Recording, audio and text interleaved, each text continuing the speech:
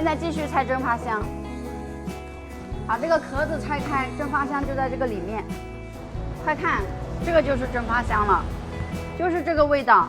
现在看起来是干燥的，但是一开空调，这个表面就会变湿，因为它的温度很低，空气中的水分都会凝结在这个表面。就像一瓶冰冻的水从冰箱里面拿出来，瓶子的表面都是水。那它这个要怎么修啊？用高压水枪冲洗一下。冲洗之前要先把这个管子包起来，